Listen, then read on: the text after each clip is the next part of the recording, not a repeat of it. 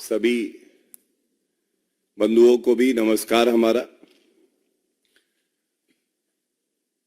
संसद के पटल पर देश का गौरव भारत के प्रधानमंत्री आदरणीय श्री नरेंद्र मोदी जी ने बिल्कुल स्पष्ट कहा था, ये जो भ्रष्टाचार का दीमक है इसको जड़ से उखाड़ देंगे और जो राजनीतिक दल अपने परिवार को आगे बढ़ाने के लिए भ्रष्टाचार युक्त राजनीति कर रहे हैं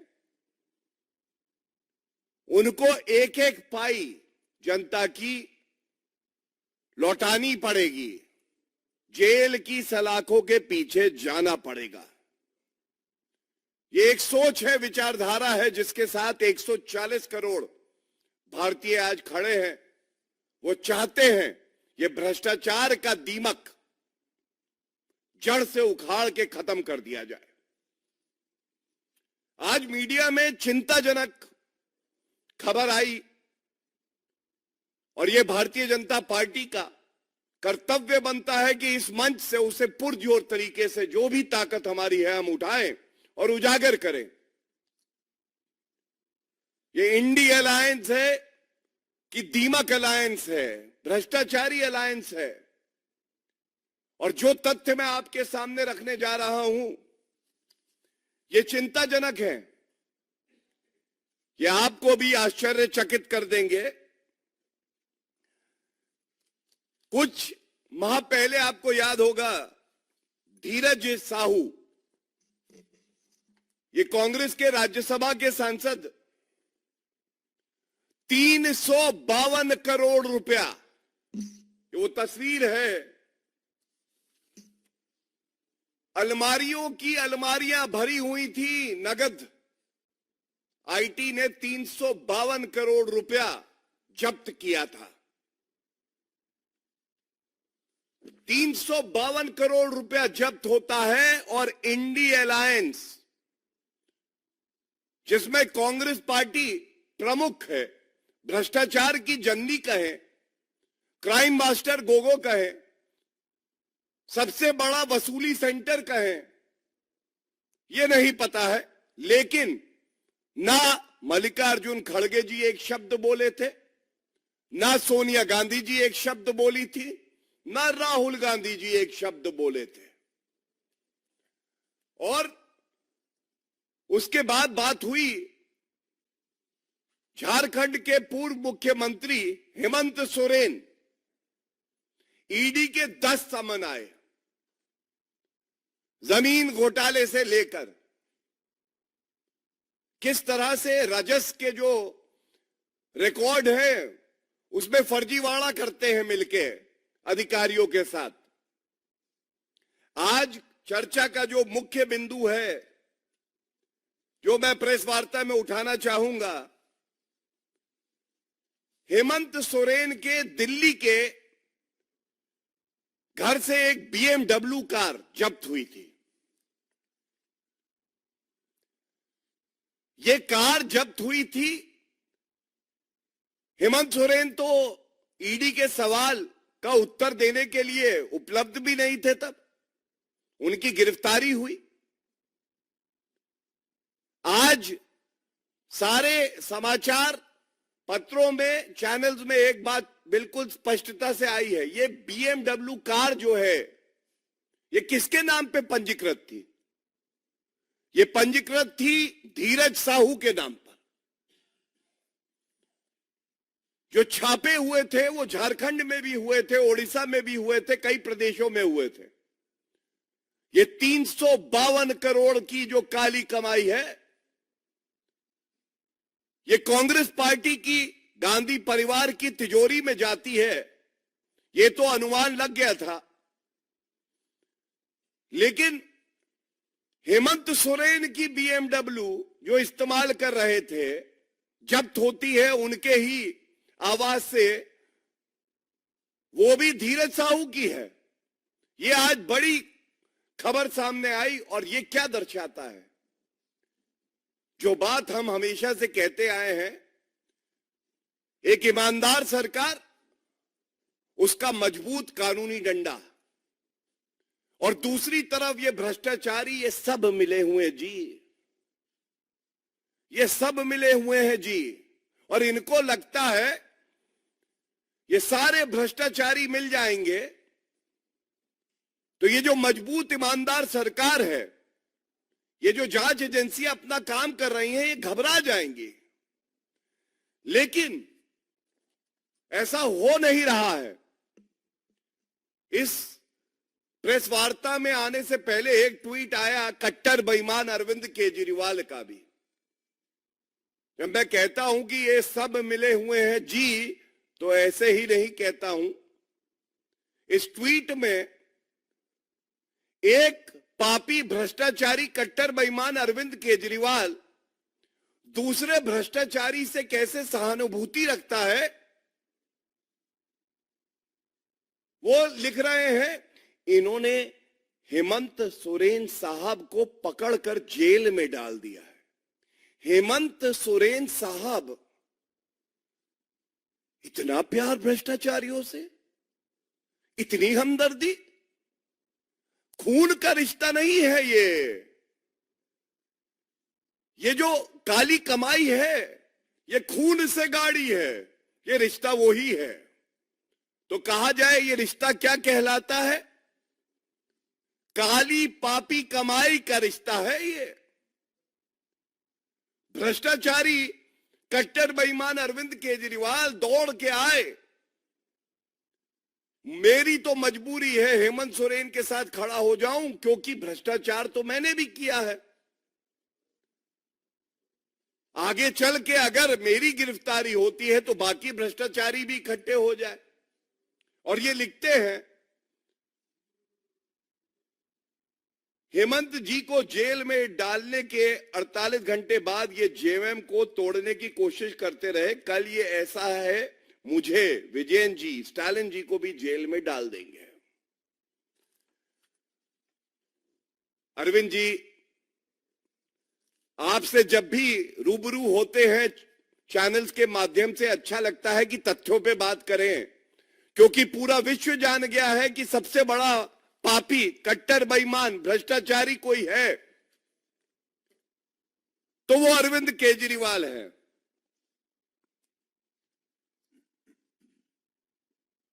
अरविंद केजरीवाल लिखते हैं, जेएमएम वाले महान हैं जो टूटे नहीं। महान है।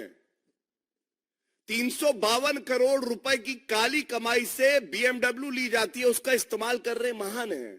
आदिवासियों की जमीन हड़प लेते हैं, महान है। माइनिंग का घोटाला कर देते हैं, महान है। और क्यों कहते हैं महान है? अरविंद केजरीवाल तो कट्टर ईमानदार बता रहे थे मनीष सिसोदिया जी को। ये बात अलग है, 1 साल होने को आ रहा है, मनीष सिसोदिया की बेल नहीं हो रही। सत्येंद्र जैन को भारत रत्न मिलना चाहिए था, वो पॉक्सो एक्यूज से जेल में मसाज करा रहे थे। संजय सिंह 5-4 माह हो गए, उनको बेल नहीं मिली। और अरविंद केजरीवाल के लिए मैं कुछ लेके आया हूं। ये सवाल बड़ी मजबूती से हम लोग यहां रखेंगे। 10 समन जिसने ठुकरा दिए, कानून का पालन नहीं किया, वो जेल की सलाखों के पीछे सड़ रहा है और ईडी की रिमांड में है। उसको न्यायालय से कोई रिलीफ नहीं मिला है। 5 समन तक तो अरविंद केजरीवाल भी आ गए। अरविंद केजरीवाल जी लंबे लंबे लव लेटर जांच एजेंसी को लिख के कहते हैं, तुम्हारा ये जो समन है ये इलीगल है, क्योंकि मैं ही न्यायालय हूं, मैं ही कोर्ट हूं, मैं ही कानून हूं। वो कहते हैं इसको रिकॉल करो। लेकिन एक आदेश आया कल ईडी कोर्ट से, और ये दर्शाता है कि कानून की ताकत क्या है और दूध का दूध और शराब की शराब हो जानी चाहिए। ये मेरे हाथ में है अरविंद केजरीवाल जी से यह सवाल है, अरविंद जी, इस आदेश के आने के बाद जहां न्यायालय ने आपसे कहा है कि आप 17 फरवरी को न्यायालय में पेश हों, ये किसकी अर्जी थी? ये ईडी की अर्जी थी। न्यायालय कह रहा है अरविंद केजरीवाल जी, इधर उधर की बात ना कर, सामने आ। और मैं इसमें से एक दो अंश जरूर आपके समक्ष रखना चाहूंगा। ये करारा थप्पड़ है उस गाल पर जो कानून की अनदेखी करके लोकतंत्र का मजाक उड़ाने का प्रयास करता है। उस व्यक्ति का नाम है अरविंद केजरीवाल।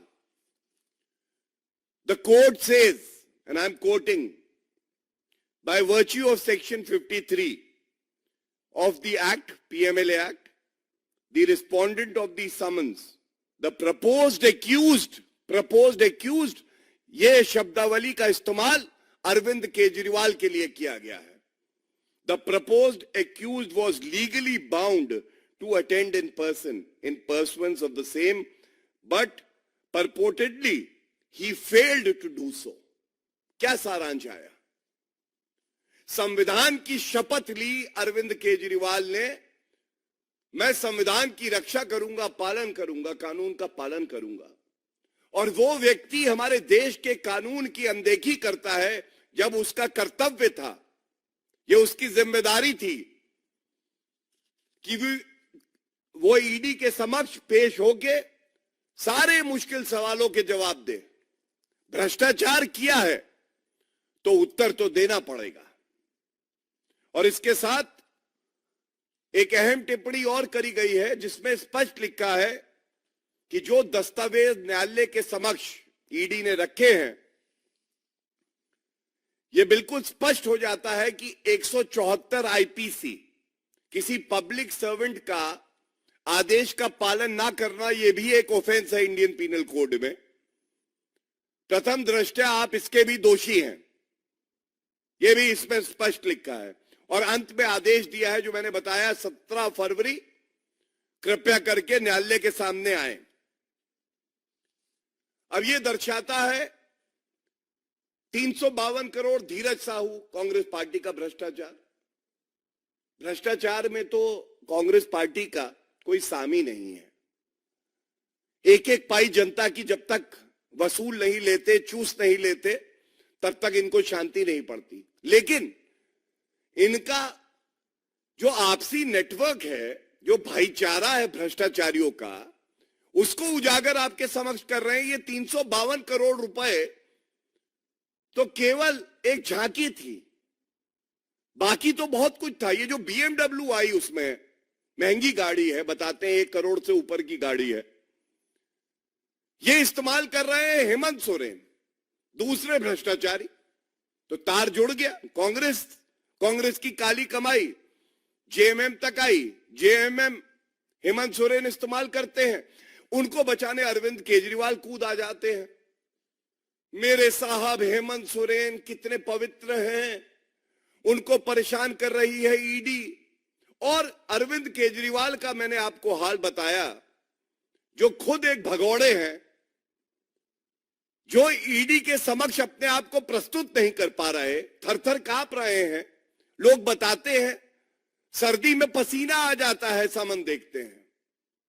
और सपने में उनके आते हैं मनीष सिसोदिया और संजय सिंह, भाई आप कब आओगे, हम इंतजार कर रहे हैं। 1 साल मनीष सिसोदिया बेल नहीं हुई, संजय सिंह 4 महीने, इंतजार नहीं करेंगे। किंगपिन बाहर है और दूसरे खिलाड़ियों को फंसा दिया। और इसी के साथ बात अगर आई संजय सिंह की, तो एक और आपको बहुत ही महत्वपूर्ण तथ्य बता दूं। कल दिल्ली हाईकोर्ट ने संजय सिंह की बेल एप्लीकेशन रिजेक्ट कर दी। अब आप मुझे बताइए, क्या अरविंद केजरीवाल जी को कहीं किसी ने देखा है? अरविंद केजरीवाल जी ने क्या उत्तर दिया? कि किंगपिन है वो शराब घोटाले के, किस नशे में मस्त हैं, जनता पूछ रही है दिल्ली की। 1 साल मनीष सिसोदिया जेल में, संजय सिंह 4 महीने से जेल में, आपको ईडी कह रही है आके प्रश्नों के उत्तर दो, आप थर-थर कांप रहे हैं, जा नहीं रहे। अगर निष्कर्ष निकले इस प्रेस वार्ता का तो यही कहा जाएगा ये सारे भ्रष्टाचारी, और इसमें पार्था चैटर्जी टीएमसी के बाकी हैं, तमाम और लीडर हैं विभिन्न पार्टियों के, जिन्होंने भ्रष्टाचार किया ये सोचकर कि हम पकड़े नहीं जाएंगे। आज जब ED, CBI, police, income tax जांच एजेंसियां अपना काम कर रही हैं और न्यायालय तय कर रहा है कि जो आरोप लगे हैं, जो आरोप पत्र दाखिल हुए हैं, प्रथम दृष्टया वो मजबूत है कि नहीं है, तो हर बार जीत ईमानदारी की हो रही है। जो लोग देश को मजबूत करना चाहते हैं उस विचारधारा की हो रही है। और किसी का अगर मुंह काला है तो वो भ्रष्टाचारियों का मुंह काला है। और ये दुख की बात है कि संवैधानिक पदों पे बैठकर इन्होंने जनता की सेवा, आदिवासियों की सेवा, पिछड़े समाज की सेवा, ये करना अपना लक्ष्य नहीं बनाया। इनका लक्ष्य था आया हूं तो तुम्हारा एक एक रुपया लूट के जाऊंगा। और इसीलिए जब इन पे आज कार्रवाई हो रही है तो देश की जनता, स्वाभिमानी जनता है, उसको हर्ष महसूस हो रहा है कि अब एक ऐसे प्रधानमंत्री के हाथ में देश की कमान है जो किसी भ्रष्टाचारी को बख्शेगा नहीं, और जांच एजेंसियां निडर होकर अपने कर्तव्य का निर्वहन कर रही हैं। धन्यवाद।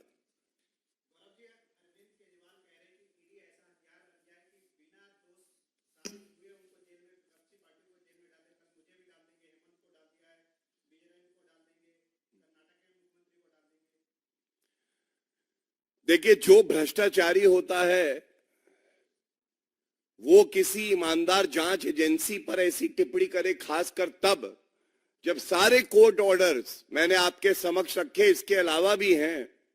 लेकिन मैं ये जरूर कहूंगा कि आज भारत के नागरिकों के लिए और समाज के लिए अगर कोई जहर बन गया है तो वो भ्रष्टाचारी, कट्टर बेईमान अरविंद केजरीवाल, हेमंत सोरेन, धीरज साहू जैसे लोग हैं।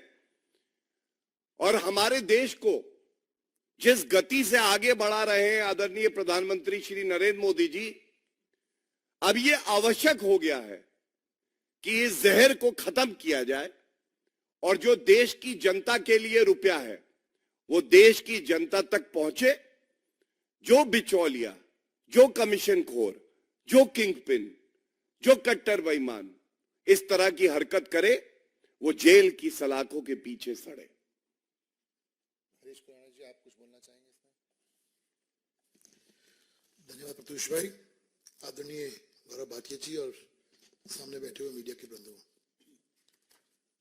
अरविंद केजरीवाल को का एक शुरू से अगर आप पैटर्न देखें तो एक ही पैटर्न है, बेचारा पॉलिटिक्स, अपने आप को वेंडेटा पॉलिटिक्स दिखाने की कोशिश शुरू से रही है। 2015 से जब से शासन में आए हैं सिर्फ और सिर्फ करप्शन करते हैं और बेचारा बनने की कोशिश करते हैं। और अगर जांच एजेंसी या कानून से कुछ उनके ऊपर स्ट्रिक्टनेस हो तो वेंडेटा पॉलिटिक्स करने की कोशिश करते हैं। और ये कोई पहली बार नहीं है। तमाम अगर आप इनके करप्शन के देखिए,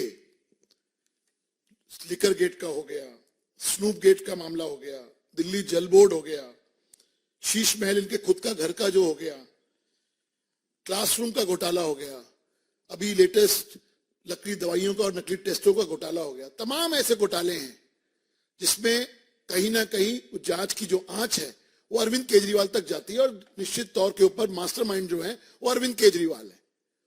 लेकिन हर बार की तरह जब भी सीबीआई या ईडी जांच करती है तो कहते हैं हम हमारे साथ तो वेंडेटा पॉलिटिक्स हो रही है। करप्शन तुम करो, जांच अगर करे तो वेंडेटा पॉलिटिक्स हो रही है। जब ये बात बोलते हैं ये भूल जाते हैं। 1 साल हो गया, अभी गौरव भाई ने बताया, मनीष सिसोदिया को बेल नहीं हो रही है, संजय सिंह को बेल कल रिजेक्ट हुई है, आठवीं बार कल बेल रिजेक्ट हुई है उनकी, 5 महीने 4 महीने से ऊपर हो गए उनको जेल में रहते हुए। विजय नायर जो इनके खास आदमी हैं, उनकी बेल 8 महीने से नहीं हुई है। तो जो जब ये बात करते हैं तो कहीं ना कहीं प्रश्न चिन्ह उठाने की कोशिश करते हैं क्या हमारे जुडिशियल सिस्टम को। तो मेरा कहना सिर्फ इतना ही है कि आपको जांच जो है उसका सामना तो करना पड़ेगा। आज नहीं, जितने मर्जी आप सम्मन इवेट कर लीजिए, बहुत सारे सवालों के जवाब है। क्या अरविंद केजरीवाल को देना नहीं बनता क्या? 300 करोड़ का मनी ट्रेल का जिक्र सुप्रीम कोर्ट ने किया, और जो मास्टर माइंड है वो अरविंद केजरीवाल, हम सबको पता है। क्या अरविंद केजरीवाल को जवाब देना नहीं बनता क्या? माय बॉय समीर महिंद्रू ने बोला विजय नायर के बारे में, विजय नायर के बारे में बोला गया, तो अरविंद केजरीवाल को जवाब नहीं देना बनता क्या? के अरविंद जो मनीष सिसोदिया के पर्सनल सेक्रेटरी थे, उन्होंने साफ अपने बयान में कहा है कि अरविंद केजरीवाल की मौजूदगी में उनके घर में ड्राफ्ट डॉक्यूमेंट दिया गया जिसमें 5% से 12% कमीशन की गई। तो अरविंद केजरीवाल क्या कानून से ऊपर हो गए हैं क्या जो जवाब नहीं देंगे? इसलिए मेरा मानना यह है, और अरविंद केजरीवाल को एक छोटा सजेशन है कि ये वेंडेटा पॉलिटिक्स वाली बातें बंद करिए। 17 तारीख को जो आप लीगल सम्मन करते हैं, इलीगल अगर सम्मन होता तो आज तक आप उसको क्वैश कराने क्यों नहीं गए, सवाल यह भी उठता है। इसलिए 17 तारीख को उम्मीद है कि वो कानून का सम्मान करेंगे और सम्मान के जो उनको मिले हैं वो कानून के सामने हाजिर होंगे। यही मेरा कहना है। बहुत बहुत धन्यवाद।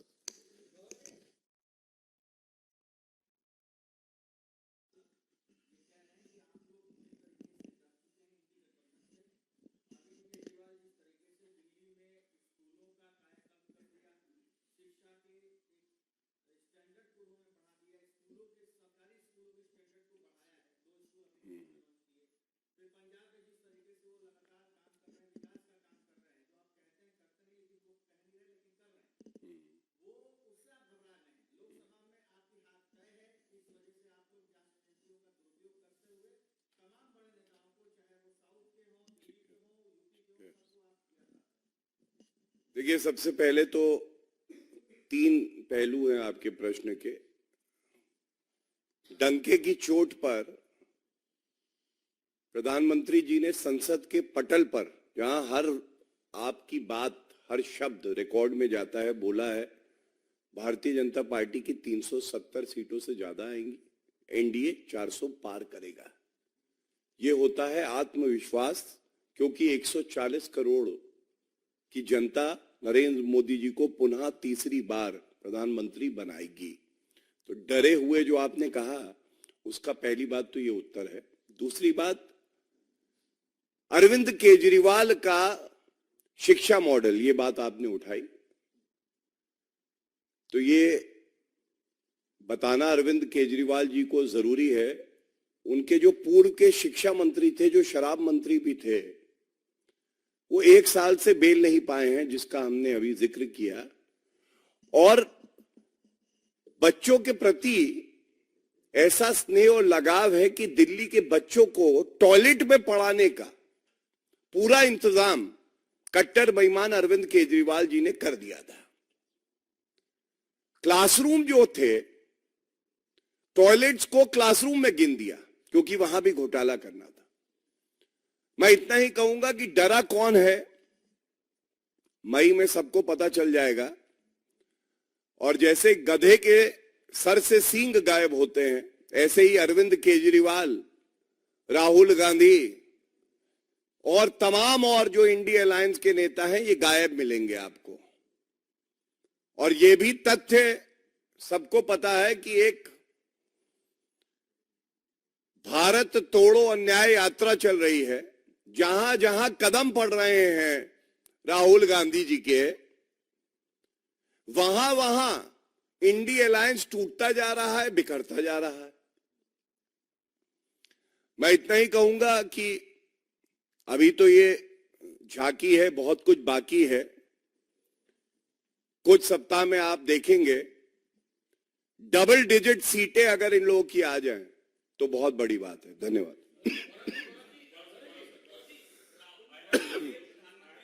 One by one please.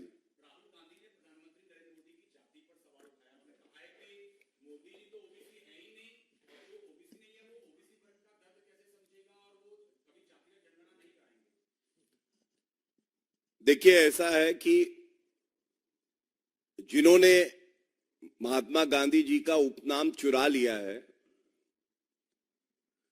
वो लोग हिमालय की चोटी जैसा जिसका व्यक्तित्व हो, उस आदरणीय प्रधानमंत्री जी पे टिप्पणी करें तो जनता इनको करारा जवाब जरूर देगी। लेकिन क्योंकि बात आपने करी पिछड़े समाज की, तो मैं ये जरूर कहूंगा कि नरेंद्र मोदी जी ने संसद के पटल पर जवाहरलाल नेहरू जी की चिट्ठी से लेकर इंदिरा गांधी की चिट्ठी और उनकी सोच और आरक्षण के खिलाफ जो उनकी सोच थी, उसको भारत की जनता के समक्ष रख दिया।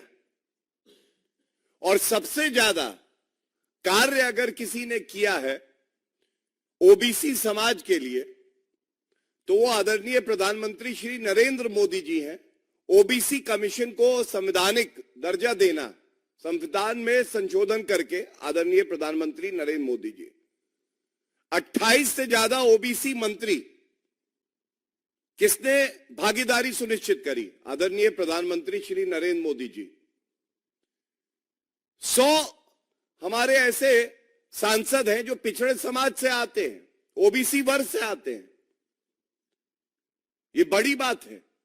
ये किसकी दूरदर्शिता है, किसकी सोच है? सर्वसमावेशी आदरणीय प्रधानमंत्री श्री नरेंद्र मोदी जी। और एक बात जरूर कहूंगा, जब आदरणीय प्रधानमंत्री श्री नरेंद्र मोदी जी को राहुल गांधी गाली देते हैं और कांग्रेस के नेता गाली देते हैं, तो वो प्रयास करते हैं कि हम बेइज्जती करें आदरणीय प्रधानमंत्री श्री नरेंद्र मोदी जी की। लेकिन वास्तविकता यह है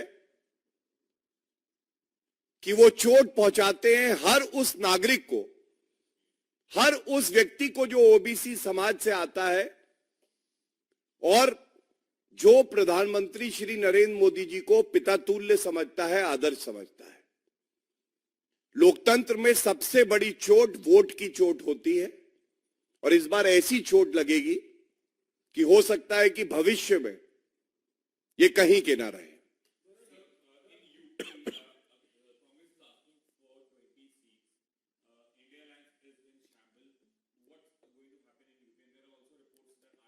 Thank you for asking me that question. I'll keep it very precise and crisp.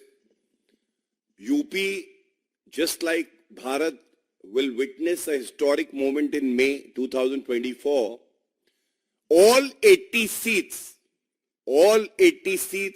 will be won by the NDA BJP in Uttar Pradesh. Thank you.